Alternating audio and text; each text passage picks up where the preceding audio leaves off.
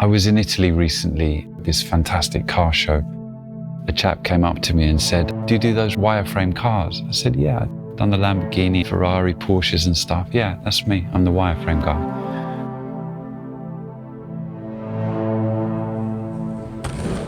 I feel like I'm in this situation every couple of years, kind of constantly going up and down on like a journey, a mad, quite intense journey.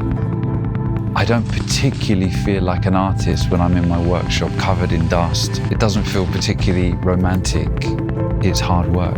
Every time I kind of have to get myself in the right space. Somehow crawling your way up there but back out. It's quite a precarious way of living.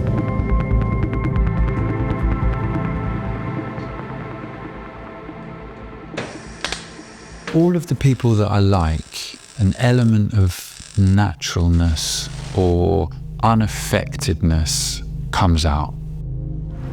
I have lots of these hobbies that I go into and out of that kind of keep me sane, maybe. I dropped out of teacher training and I was really upset. I was getting frustrated. So I went to architecture and I loved the 3 years of architecture. I knew that I didn't want to work in an office. I was much more comfortable in a workshop. Moved down to London and opened up my studio here. It's been a tiny bit up and down, but I've been able to do more or less whatever I wanted.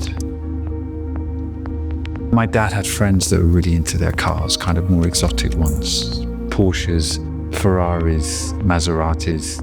I'd be going round with my dad, maybe 1 or 2 of my sisters, and we'd be in a garage or around machinery.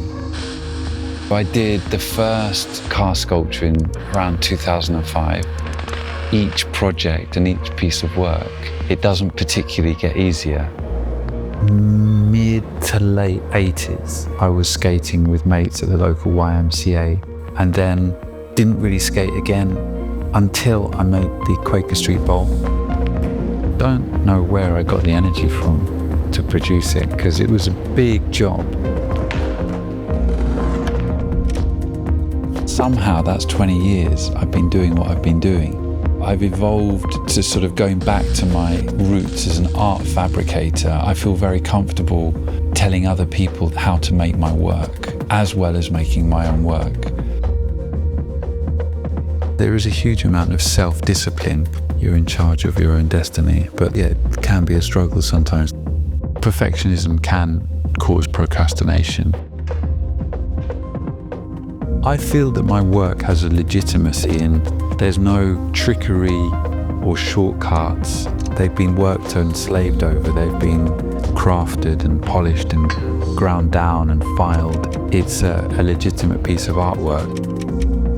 But it's a mission, and we're grafting and we're just putting the hours in and somehow trusting the process that it's going to structurally work and also visually represent the Porsche 959. The real pleasure, I suppose, comes from completing a project. I love seeing an idea work out. That's good fun. You know, having thought about it over a few years and then execute it and it working, that gives me a kick.